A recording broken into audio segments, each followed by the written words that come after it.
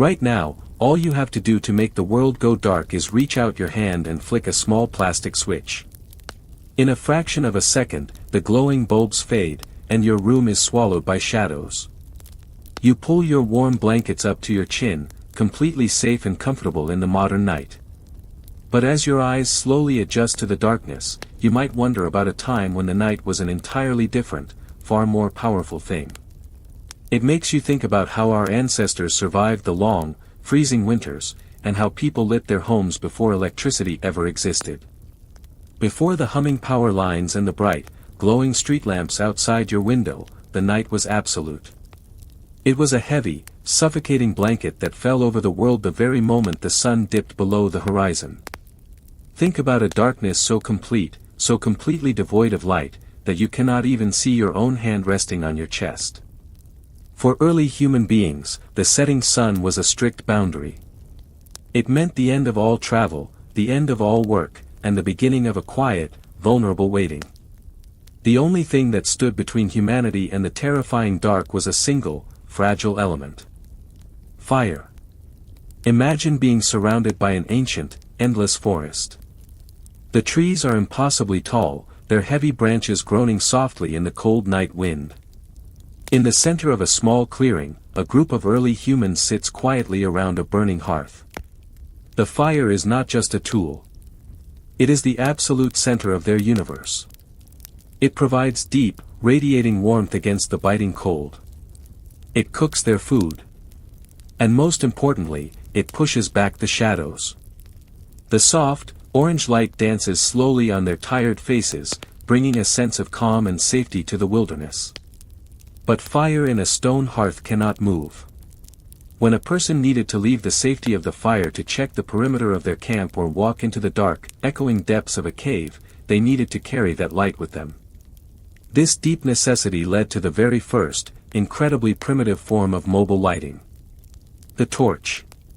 To our modern minds, a torch seems like something out of a fantasy story.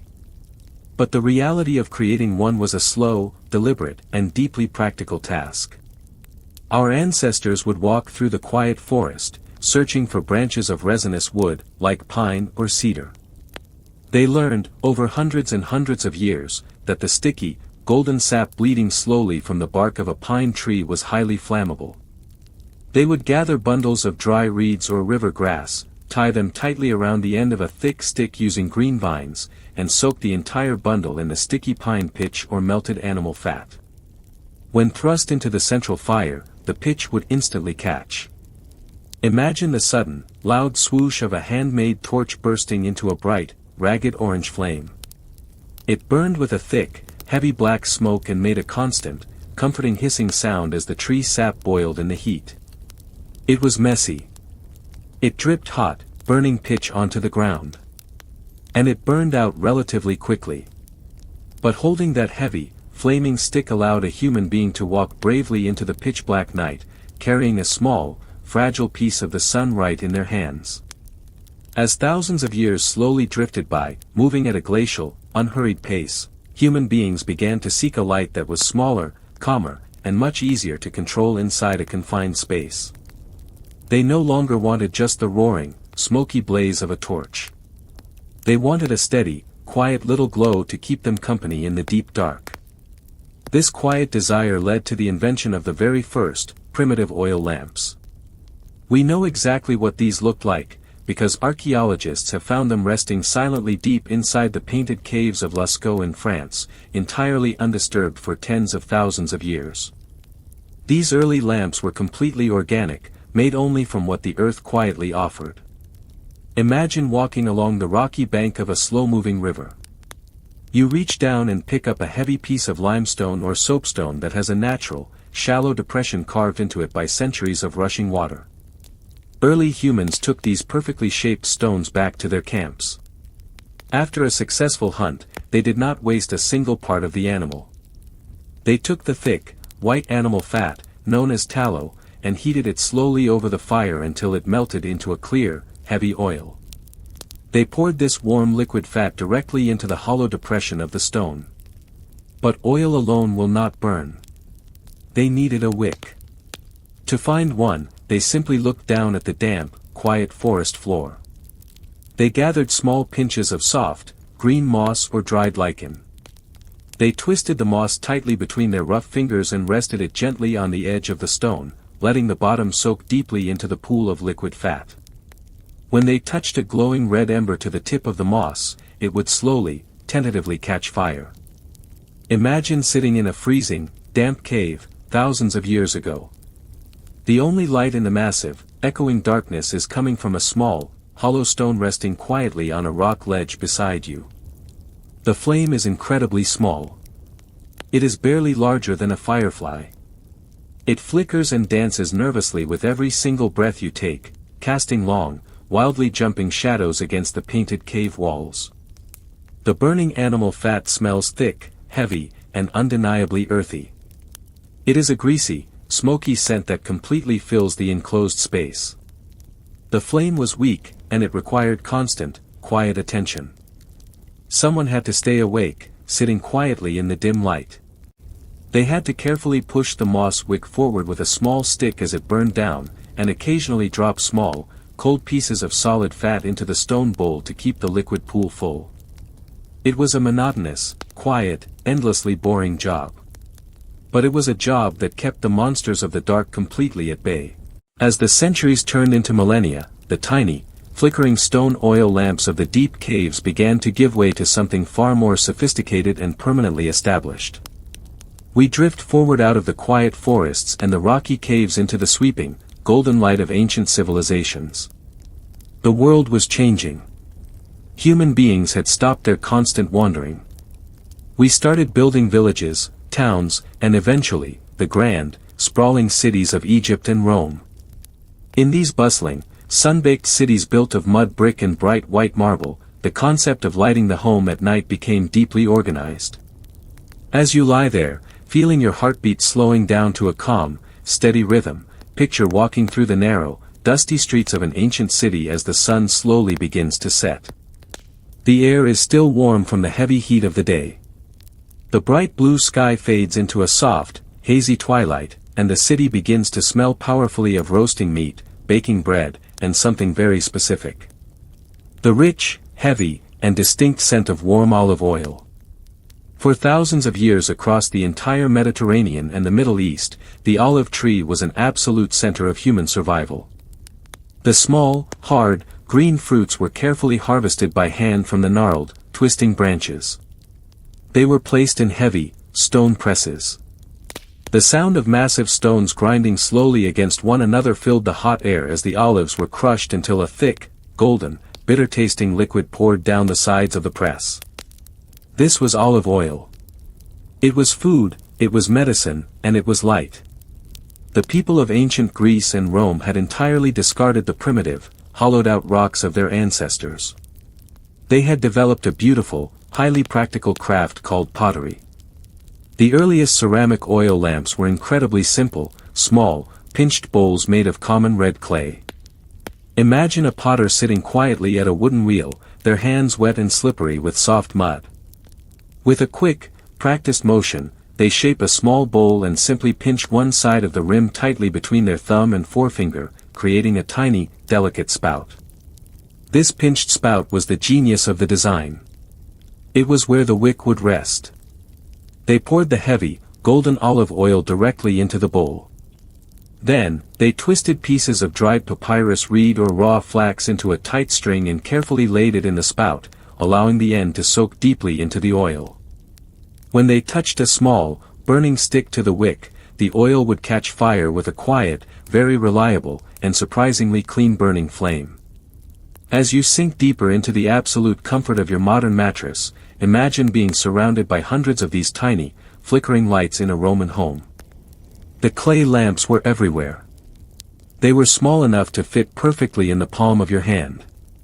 They rested silently on small, carved wooden tables, burned softly in small niches carved directly into the stone walls, and sometimes, several of them were hung together from a bronze chain to create a primitive chandelier. The glow of a ceramic olive oil lamp was incredibly soft and intimate.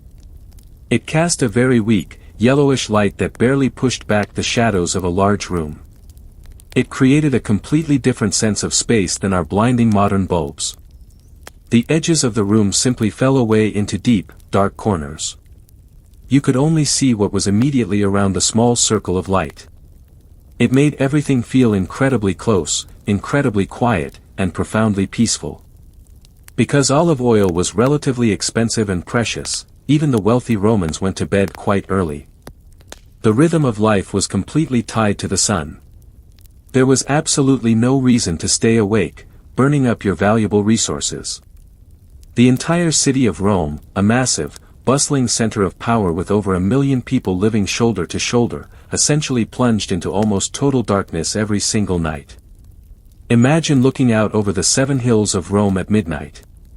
The massive marble temples and crowded insulae, the ancient apartment buildings, are barely visible against the dark sky. The streets are entirely empty, unlit, and wildly dangerous. If a Roman citizen had to travel across the city in the pitch black, they never walked alone. They were always accompanied by a slave carrying an open, flaming torch. The sound of footsteps echoing on the hard stone pavement and the heavy, smoky swoosh of a pitch pine torch were the only interruptions in the vast, ancient night. But as the great Roman Empire slowly, inevitably fractured and collapsed under its own heavy weight, the highly organized, interconnected world of the Mediterranean was torn apart. The sprawling trade routes that reliably carried thousands of clay amphorae filled with sweet, golden olive oil across the sea were broken. The massive stone aqueducts crumbled and fell silent. The world entered a very long, very quiet, and completely dark period known to us as the Middle Ages. For hundreds of years, the knowledge of making beautiful, mass-produced ceramic lamps was largely lost to the people living in the cold, wet, densely forested regions of northern Europe. They could not grow olive trees in the freezing, dark winters of England, France, or Germany. They were completely cut off from the light of the ancient world. So, they had to rely on whatever harsh, basic materials their immediate, cold environments could provide. As you lie in your quiet room, letting go of the stress of the day and allowing your heavy eyelids to stay completely closed, let your mind drift into the freezing, drafty stone walls of a medieval European castle. Or, perhaps, a small, dark, smoky wooden cottage on the edge of a deep, silent forest.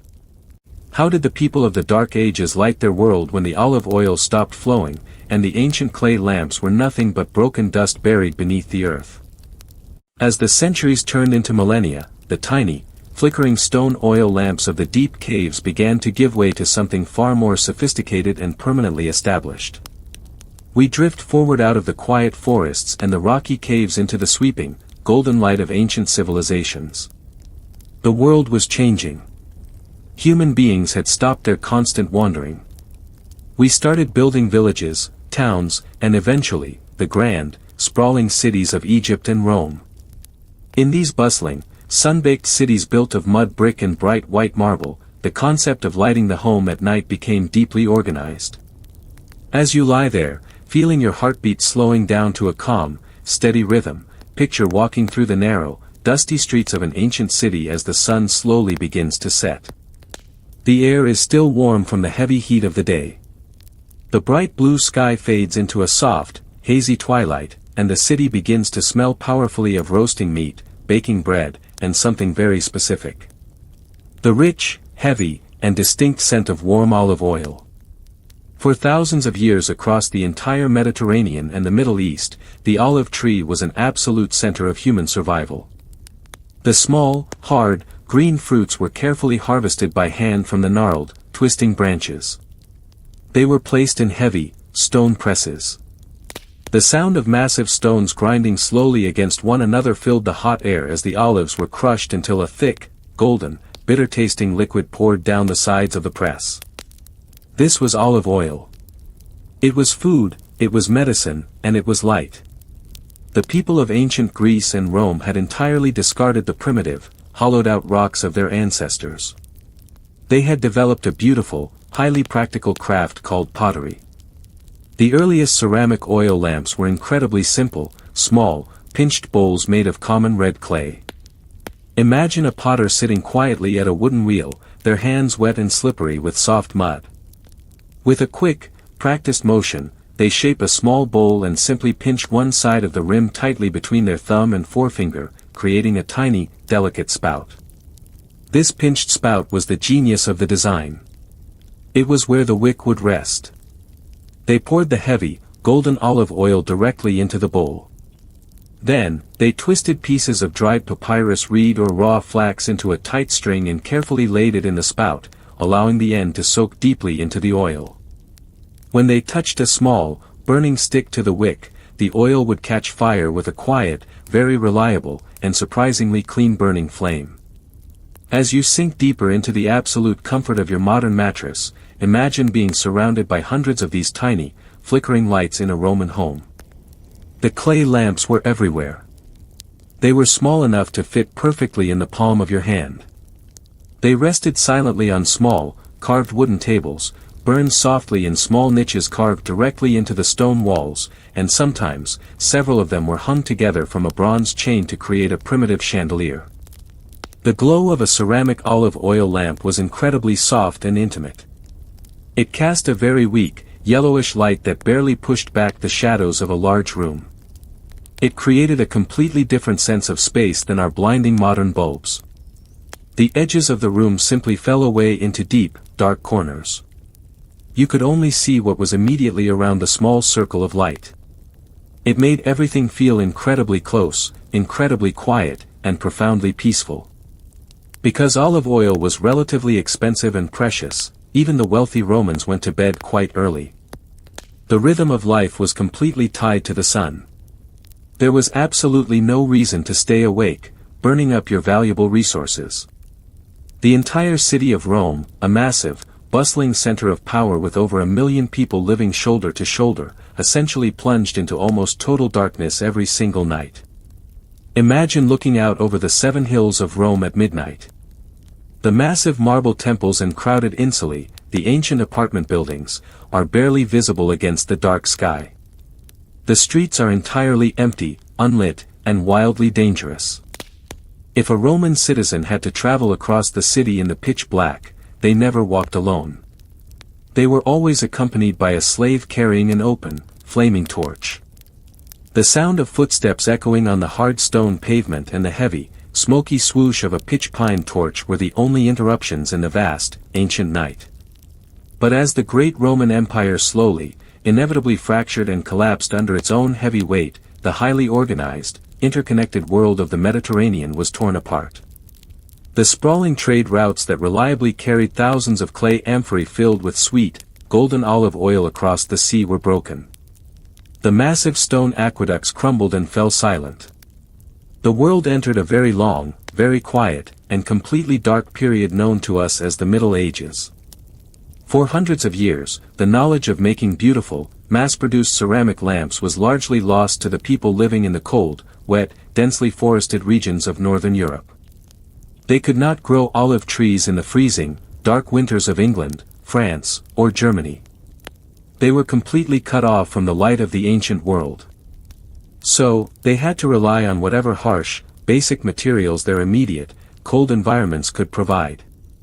As you lie in your quiet room, letting go of the stress of the day and allowing your heavy eyelids to stay completely closed, let your mind drift into the freezing, drafty stone walls of a medieval European castle. Or, perhaps, a small, dark, smoky wooden cottage on the edge of a deep, silent forest. How did the people of the Dark Ages light their world when the olive oil stopped flowing, and the ancient clay lamps were nothing but broken dust buried beneath the earth?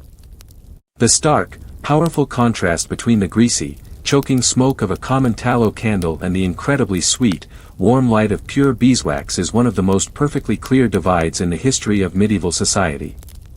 As you lie perfectly still, letting the deep relaxation settle completely over your body, picture the vast, towering ceilings of a great Gothic cathedral, softly lit by the gentle glow of hundreds of golden beeswax candles on Christmas Eve.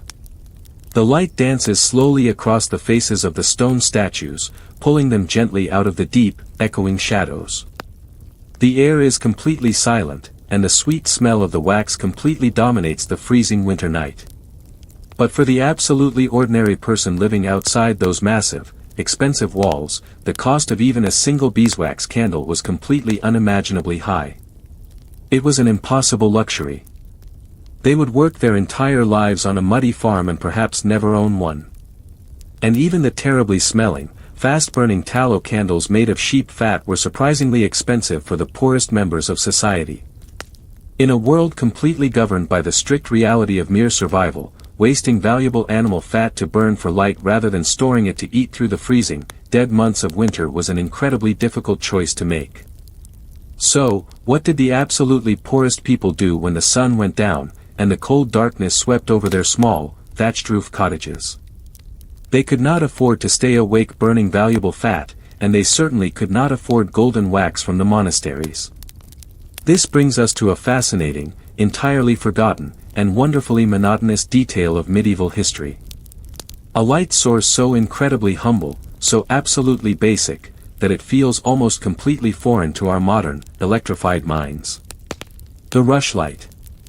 Imagine walking through a damp, foggy English marsh on a very slow, completely uneventful afternoon in the early autumn. The ground beneath your feet is incredibly soft and squelchy, smelling strongly of dark peat and deep, stagnant water. All around you, growing thickly along the muddy edges of slow-moving streams, are thousands of tall, thin, entirely unremarkable green plants called rushes. The soft rush, Juncus effusus, is a completely ordinary weed. To most people, it was nothing more than something that got in the way. But to the poorest families in medieval Europe, it was the absolute difference between total, terrifying darkness and a few extra hours of simple, necessary light. The process of turning a common marsh weed into a light source was an incredibly slow, perfectly boring chore that would usually be given to children or older family members sitting quietly by the fire. First, they had to harvest the tall, green stalks by hand, cutting them close to the muddy root. Then, the rushes were brought back to the cottage and laid out to dry slightly in the pale autumn sun. But the magic of the rushlight was not in the tough, green outer skin. It was completely hidden inside. Imagine sitting on a low wooden stool, holding a long, thin, green rush in your hands. With a sharp iron knife or even just a thumbnail, you carefully slit the tough outer skin straight down the entire length of the stalk. Then, very, very gently, you begin to peel the green skin completely away, leaving only one tiny strip intact along the back to hold the structure together.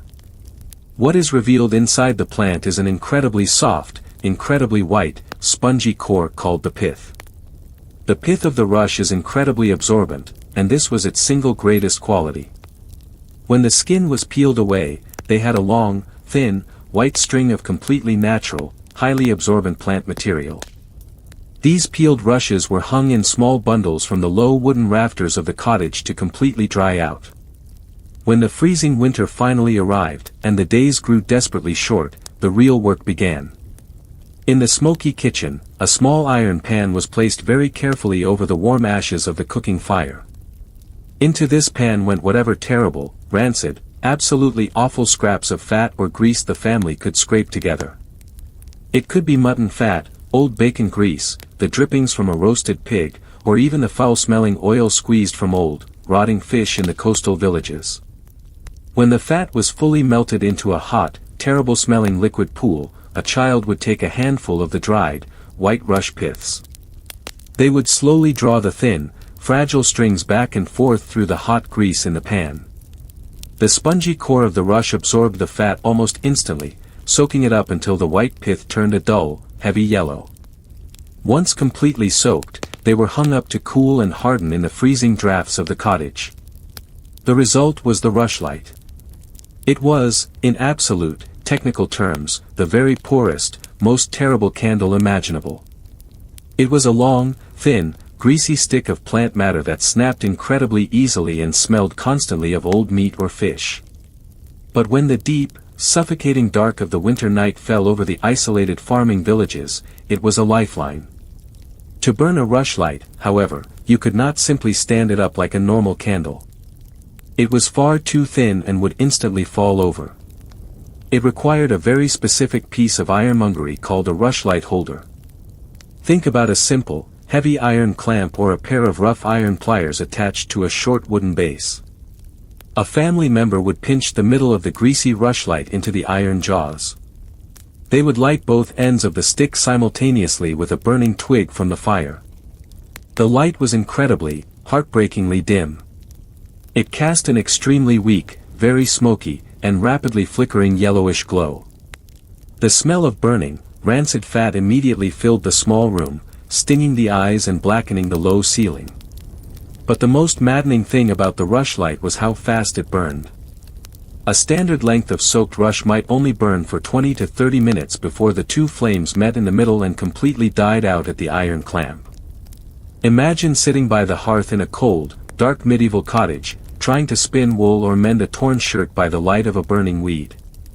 The light is so completely miserable that you have to squint and lean your head entirely forward just to see your hands.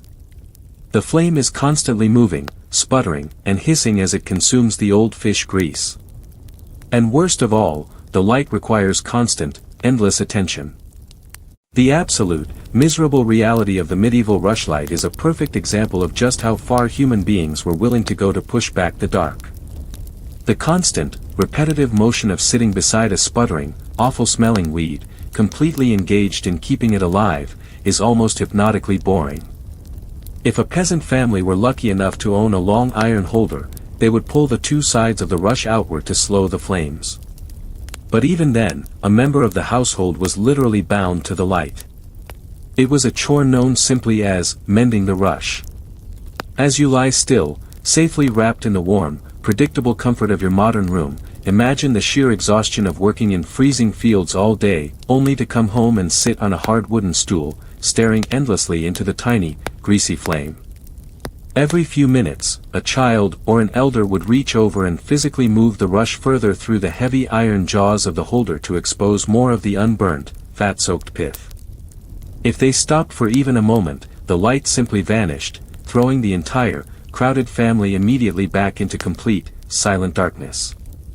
The rushlight, while terrible, was practically free, so long as a family had access to a local, muddy marsh. And the absolute necessity of it completely shaped the daily rhythms of poverty. But as the dark, cold centuries slowly, gradually drifted away from the medieval period into the Renaissance, and the vast, beautiful ideas of science and discovery began to spread across Europe like a slow, warming sunrise, the world started to change again. Cities grew much larger, and trade became significantly more complicated and profitable. We began to look out across the oceans with new ships and new desires. But despite all these massive, sweeping changes to the map of the world and the way human beings thought, the way people illuminated their homes remained incredibly stubborn. For hundreds of years after the fall of Rome, a good, clean light was entirely tied to wealth. If we fast forward gently into the late 17th century and early 18th century, the era of powdered wigs, beautiful silk coats, and heavily armed wooden ships, the basic structure of the candle had not fundamentally changed. The very poorest people still used terrible-smelling tallow and gathered rushes from the damp fields. The wealthiest people in the world, the kings of France and England, the most powerful nobles and merchants, still used the incredible, sweet-smelling, and ridiculously expensive golden beeswax.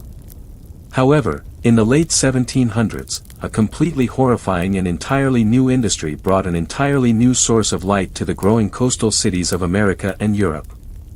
It is a deeply dark, bloody, and fascinating chapter of our history. We are talking about the immense, dangerous, and incredibly brutal business of the whaling industry. Let your mind drift away from the quiet, smoky cottages of the land.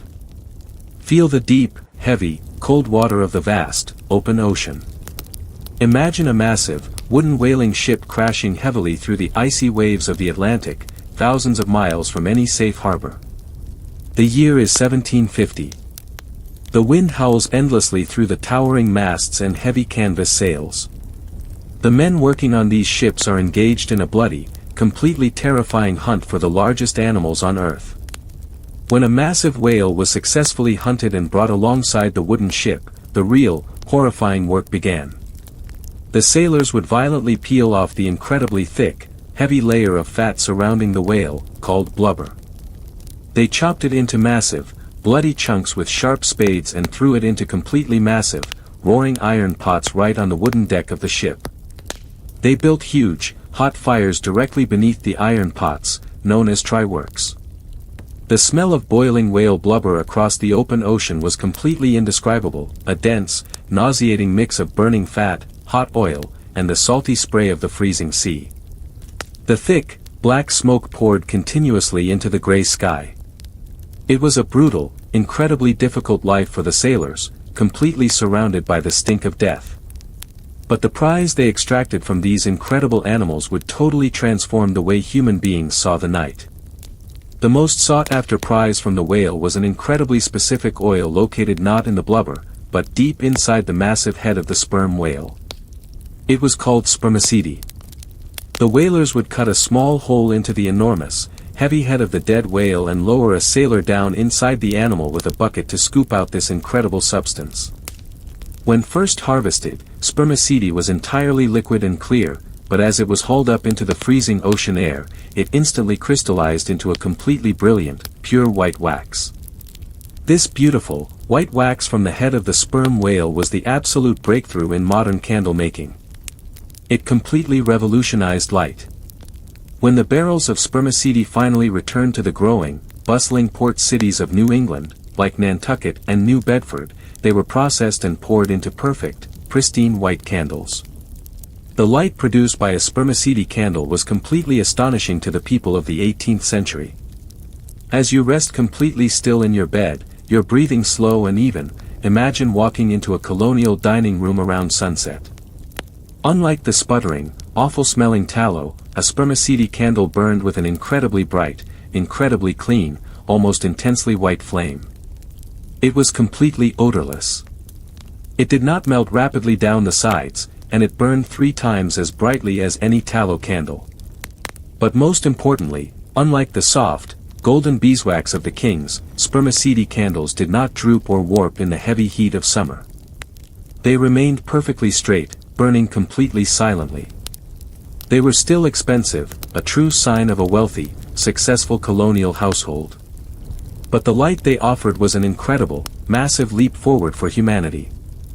It allowed the middle class to comfortably read, write letters, and gather together long after the sun had fallen below the horizon without the terrible smell of burning animal fat. The light of the spermaceti candle was truly transformative for the lucky few who could afford it in the bustling coastal towns and growing cities of the 18th century. As your body rests completely heavy against the mattress, perfectly safe from the freezing winds and the dark, icy spray of the open ocean, the story of how people lit their homes before electricity continues to evolve. The brilliant, pure white light from the head of the sperm whale began to push the boundaries of the night further than they had ever been pushed before. The absolute reliance on the slow, unhurried turning of the sun was finally beginning to break.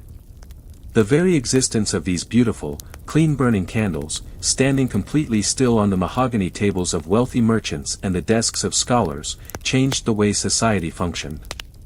It allowed people to comfortably read heavy, leather-bound books late into the evening, expanding their minds while the rest of the world slept. It allowed musicians to quietly tune their instruments by the warm, white glow. It extended the day for conversation, for business, and for quiet reflection. The night was no longer simply a heavy, suffocating blanket of vulnerable waiting. It was slowly becoming a space of its own, an extension of human life. But as the 18th century slowly bled into the 19th, moving towards the explosive, loud, and smoky era of the Industrial Revolution, the demand for better, brighter, and significantly cheaper light began to overwhelm the slow, dangerous process of hunting massive whales across the deep oceans. We needed something entirely new, something completely abundant, and something that could be pulled not from the sea, but directly from the earth. As you lie there, feeling completely relaxed, imagine leaving behind the quiet, colonial dining rooms with their fine white candles, and the massive, freezing wooden ships tossing heavily in the dark Atlantic. Let your mind drift gently toward a different kind of industry, one that moved at a faster, louder, but still completely mechanical pace.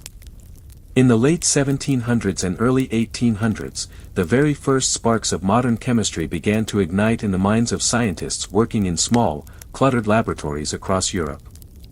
They were no longer satisfied with simply melting animal fat or squeezing oil from crushed olives. They were beginning to understand the deep, fundamental building blocks of the world. One of the most fascinating discoveries they made involved a deeply ancient, entirely unglamorous resource. Coal. The process of burning coal for heat had been around for centuries, completely blackening the skies above the early industrial cities of England. But it was a slow, incredibly boring process of distillation that truly changed the nature of light. Imagine walking through a sprawling, completely massive, soot-stained gasworks factory on the edge of London in the early 1800s. The air is thick with a sharp, heavy smell, a mix of sulfur, damp earth, and burning stone. Deep inside the factory, men covered completely in black coal dust shoveled massive amounts of raw, heavy coal into huge, roaring brick ovens. But they were not simply burning the coal in an open hearth.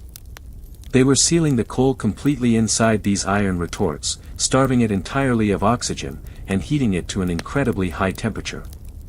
As the coal baked silently in the dark, intense heat, it did not burn to ash. Instead, it slowly released a thick, invisible, completely invisible gas. This process, called coal gasification, was the slow, steady birth of the first truly modern utility.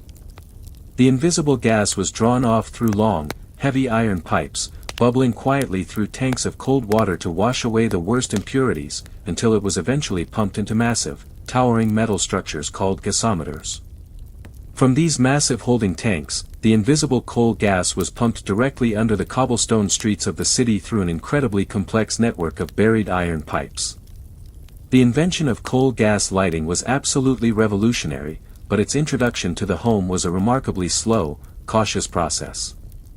As you take a slow, deep breath, feeling the complete stillness of your room, imagine the sheer wonder and deep suspicion of a Victorian family installing the very first gas lamps in their heavy, dark brick home in 1840.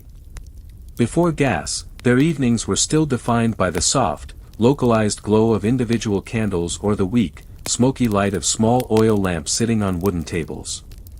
The light was mobile, it was small, and it was deeply tied to physical, messy objects. But when the gas pipes were finally laid under their floorboards and connected directly to small, elegant brass fixtures mounted securely on their walls, the nature of light completely transformed. To light a gas lamp, you did not need to carefully trim a burnt wick or trim the messy drippings of hot fat. You simply reached out, gently turned a small brass key or a delicate valve, and listened. There would be a soft, very faint, completely constant hissing sound as the invisible gas rushed quietly into the room. Then, holding a long, wooden match or a burning taper, you would simply touch the tip of the brass burner. Imagine the sudden, soft pop as the gas caught fire. Instantly, the brass fixture bloomed with a bright, wide, completely steady yellow flame.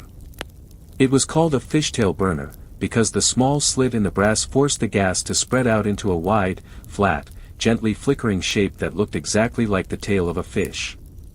The light was completely different from a candle. It was much, much brighter, and it cast a broad, even illumination across the entire room. But most incredibly, it was completely continuous. As long as the brass key was turned, and the massive gasworks miles away kept burning their heavy coal, the light would never die. It would not sputter, it would not run out of oil, and it completely eliminated the need for someone to stay awake constantly monitoring a weak flame. It was an endless, entirely reliable source of illumination pulled invisibly through the walls. However, this wonderful new convenience was not without its own deep, quiet discomforts. The first, and perhaps most immediately noticeable, was the smell. As you sink into the absolute purity of the air in your modern bedroom, imagine the scent of burning coal gas in a small, enclosed Victorian parlor. It was an unmistakable, heavy, completely pervasive smell of sulfur and stale chemicals. It was so noticeable that many wealthy families refused to install gas lines in their most private, elegant rooms, preferring the clean, sweet smell of expensive beeswax candles. The second major discomfort was the heat. A gas flame burned incredibly hot, much hotter than a candle. In the heavy, stuffy heat of a summer evening, sitting in a parlor with several gas lamps roaring meant sitting in a small, oppressive oven.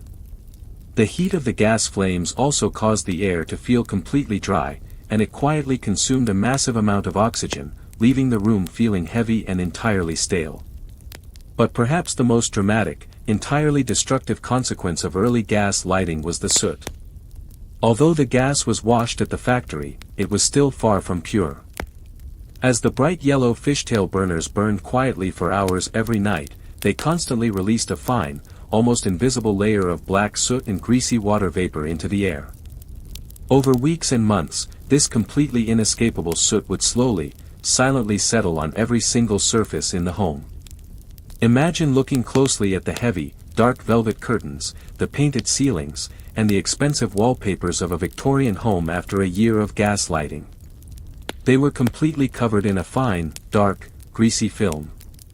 It destroyed expensive fabrics and required an enormous, exhausting amount of daily, entirely boring physical labor from the servants just to keep the rooms marginally clean.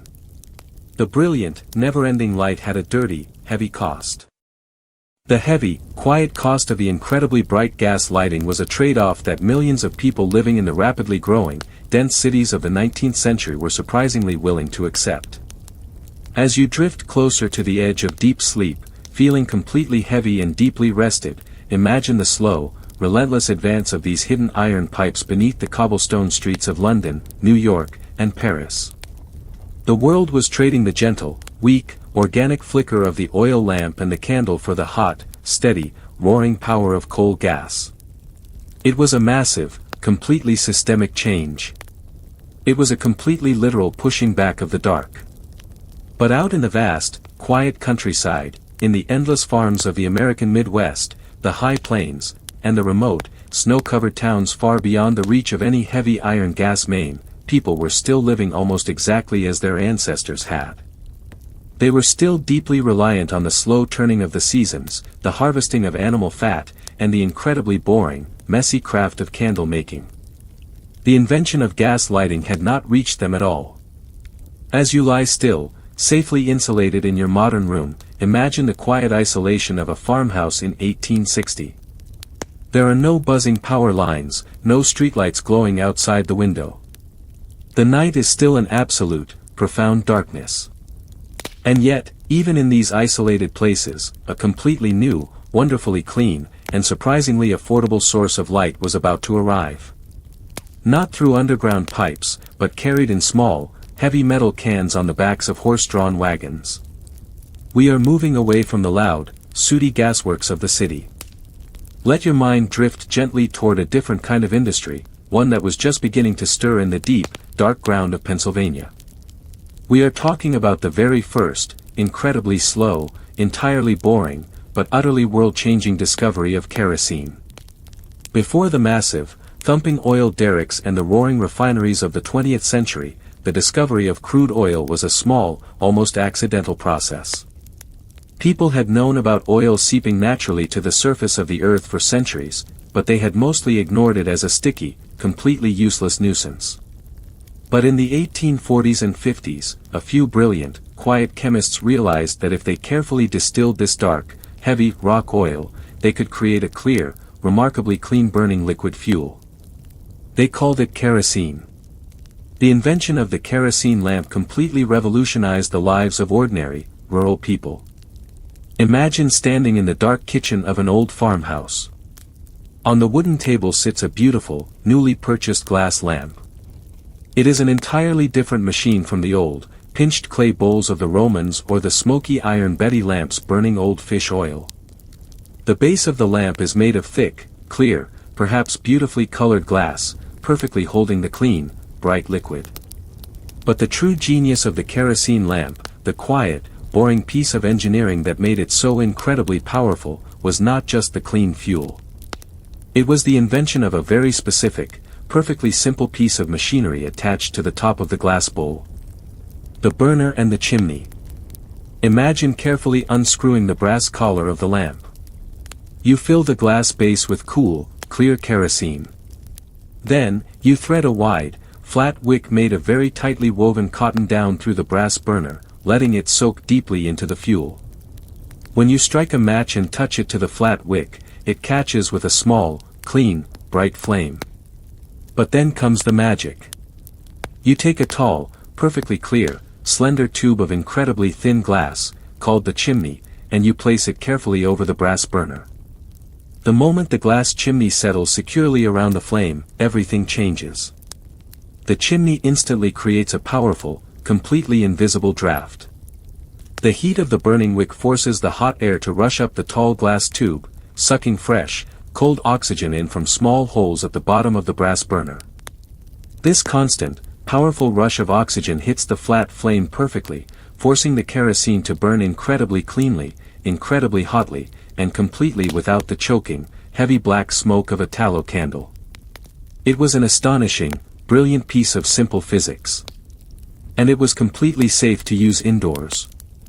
Imagine the sheer delight of a rural family in 1865, sitting down to dinner with their brand new kerosene lamp burning steadily in the center of the table. The light is so bright, so perfectly clear and clean, that the shadows in the corners of the room simply vanish. The smell is incredibly faint, just a sharp, clean hint of the refined oil, absolutely nothing like the heavy, rancid stench of burning animal fat. The light does not constantly flicker, it does not suddenly leap up, and it does not require someone to sit staring at it endlessly with a pair of small iron scissors to trim a burnt wick. It was a steady, entirely reliable, perfectly boring piece of domestic comfort. And the most incredible part of this revolution was the cost. Kerosene was surprisingly cheap to produce and remarkably easy to transport in simple tin cans. For the very first time in human history, good, clean, bright light was not just an incredibly expensive luxury reserved solely for the wealthy elite in their castles or city mansions. It was completely available to almost everyone, everywhere. As you feel the heaviness of your own breathing, consider the profound shift that happened around the world in those quiet decades. Millions of glass kerosene lamps, from the grand parlors of New York City to the most isolated, snowbound cabins of the frontier, burning softly in the dark. It was an era of unprecedented evening light. The night was finally conquered, not by a single, massive grid of pipes, but by an army of small, brilliant, incredibly simple glass lamps. The widespread adoption of the kerosene lamp essentially defined the evening routines of humanity for the rest of the 19th century. Children did their homework by its steady glow. Mothers sewed heavy winter coats by its clean light. Fathers read small, ink-stained newspapers long after the horses were settled quietly in the freezing barn. It extended the day, it fostered literacy, and it provided a deep, steady sense of security against the vast, unknown dark of the wild frontier. Yet, even as the kerosene lamp glowed so brightly across the globe, an even more profound, entirely silent revolution was slowly brewing in the cluttered, wire-filled laboratories of brilliant inventors. They were looking past the glass chimneys, the brass burners, and the heavy iron gas pipes. They were looking for something entirely new. They were looking for a light that required absolutely no flame, absolutely no oil, and absolutely no messy wick. They were looking for a light that could simply be turned on.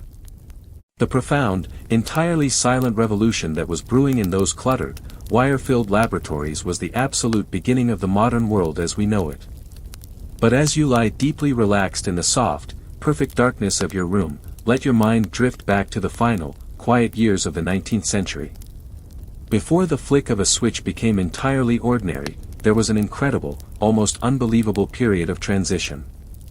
We are moving away from the soft, clean glow of the glass kerosene lamp, and the hot, hissing glare of the city's coal gas lines. We are about to witness the final, brilliant conquest of the night. Imagine walking into the busy, incredibly exciting laboratory of Thomas Edison in Menlo Park, New Jersey, in the late 1870s. It is not the quiet, dusty workshop of a medieval carpenter or the smoky, grease-stained kitchen of a tallow chandler. The air here smells sharply of chemicals, ozone, and hot metal. The benches are completely covered in tangled wires, primitive batteries, and hundreds of delicate, oddly shaped glass bulbs. The idea of electric light was not entirely new. Scientists had been experimenting with raw electricity for decades, creating massive, blindingly bright, and incredibly dangerous arcs of lightning between two carbon rods. These arc lamps were far too bright, far too loud, and entirely too terrifying to ever be used inside a home. They hissed and crackled like a thunderstorm and were only used to light massive train stations or sprawling city squares. What Edison and his team were relentlessly, obsessively searching for was a way to make electricity completely tame. They wanted a light that was soft, perfectly steady, and entirely safe to place on a bedside table. The challenge they faced was an exercise in absolute, mind-numbing repetition that makes the boring history of candle dipping seem almost fast-paced. They needed to find a filament, a tiny, incredibly thin piece of material, that would glow brightly when electricity passed through it, but would not instantly burst into flames and burn to ash. As you feel your body sinking deeper into the mattress, your breathing matching the slow, steady rhythm of their work, picture the sheer exhaustion of testing thousands upon thousands of different materials. They tested platinum. They tested strange alloys of iridium. They tested simple cotton threads covered in soot. They even tested fibers of wood pulled from bamboo. Every single time they sent a current of electricity through these tiny wires, there was a brief, hopeful glow, followed immediately by a sudden, devastating pop as the material simply burned away in the oxygen of the air. The brilliant, entirely boring breakthrough was not just finding the right material. It was realizing that the filament could never survive if there was any air left inside the glass bulb. They needed a vacuum.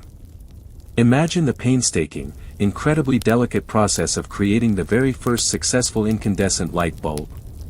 They took a small piece of ordinary cotton sewing thread. They packed it carefully into a crucible filled with powdered carbon and baked it in a roaring furnace until the thread was completely carbonized, turned into a fragile, brittle piece of pure charcoal. Then, with absolute precision, they mounted this tiny, blackened thread inside a hand-blown glass bulb. The most difficult, agonizing step was using a complex, incredibly slow vacuum pump to draw almost every single molecule of air out of the glass enclosure, before finally sealing the glass tight with a small flame. When they connected this strange, fragile object to their primitive electrical generator on October 21, 1879, they did not know if it would last for 10 seconds or 10 minutes. Imagine the absolute silence in the laboratory. The dim light of the gas lamps pushing back the heavy shadows. Someone turned the switch, sending the invisible current of electricity rushing into the bulb. The tiny carbonized thread did not pop. It did not burn to ash. Instead, it began to glow. First a dull, angry red, then a warm, brilliant, absolutely steady yellow-white light. The bulb burned cleanly, silently, and beautifully for 40 hours straight. It was a completely profound, earth-shattering moment. They had captured lightning in a bottle and forced it to stand completely still. The invention of the incandescent light bulb was the absolute end of the thousands of years of human reliance on fire to hold back the dark. The moment that tiny carbon thread proved it could survive, the fate of the candle, the oil lamp, and the gasworks was permanently sealed. But as with all great shifts in history, the transition was incredibly slow, remarkably complicated, and wildly uneven. Imagine the deep suspicion and absolute fear of a wealthy Victorian family when they first heard about this new, invisible power called electricity. They were told it was safe, but the very idea of running raw power through copper wires directly into the wooden walls of their homes was terrifying. They had only just gotten used to the idea of explosive coal gas running under their floorboards. To prove that electricity was entirely harmless, the early electrical companies had to perform massive, incredibly theatrical demonstrations. They laid heavy, thick cables down the bustling streets of New York City and wired up the grand mansions of the wealthiest men in America. When the first commercial electrical grid was flipped on in 1882, illuminating a small section of lower Manhattan, the glowing glass bulbs in the parlors of the elite were an absolute sensation. There was no smoke. There was no soot destroying the heavy velvet curtains. There was no smell of sulfur or animal fat, and there was no intense heat turning the room into a summer oven. The light was simply there, brilliant, silent, and clean. You could turn it on and off with the completely magical, totally unprecedented flick of a tiny switch on the wall. Yet, for decades, this miracle was an extreme luxury. The early carbon filament bulbs were incredibly fragile, easily shattered by a heavy footstep on the floorboards, and the cost of electricity was absurdly high. For the vast majority of ordinary people living in the crowded tenements of the cities or the quiet, isolated farmhouses of the country, the glass kerosene lamp remained the absolute center of their evening lives well into the 1920s and 30s. As you lie safely in your dark, modern room, surrounded by the invisible convenience of electricity, let your mind drift across the sweeping history of how we conquered the night.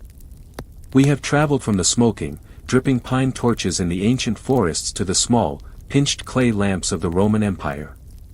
We have endured the terrible, greasy smell of boiling sheep fat for the medieval tallow candles, and we have admired the expensive, golden purity of beeswax in the massive stone cathedrals. We watched the poorest families carefully peeling marsh weeds to make miserable, sputtering rushlights. We smelled the horrifying tryworks of the massive whaling ships bringing back the brilliant, clean-burning spermaceti wax. We witnessed the intense heat and heavy soot of the roaring coal gas lines, and we felt the quiet, steady reliability of the glass kerosene lamp sitting on a wooden farmhouse table. This long, incredible journey, stretching over tens of thousands of years, is fundamentally the story of human beings refusing to be defined by the dark. Every single, incredibly boring, highly monotonous invention, from twisting a moss wick to baking a piece of sewing thread, was simply an attempt to claim a little more time, a little more warmth, and a little more comfort from the unforgiving night. And now, as your breathing becomes perfectly slow and deep, you are the absolute beneficiary of all that incredible, forgotten labor. The night is no longer a heavy, terrifying blanket. You control the light, and you control the dark, with nothing more than the flip of a switch. There is absolutely nothing left to fear, and nothing left to do but close your eyes and let the modern comfort of your room pull you gently into sleep. Thank you for joining us tonight on Boring Night Stories. We hope this incredibly slow, peaceful journey through the forgotten history of nighttime illumination has brought you a deep sense of relaxation. If you found comfort in this quiet history, please consider subscribing to our channel for more slow-paced, deeply relaxing stories designed specifically to help you leave the world behind. Good night, and sleep well.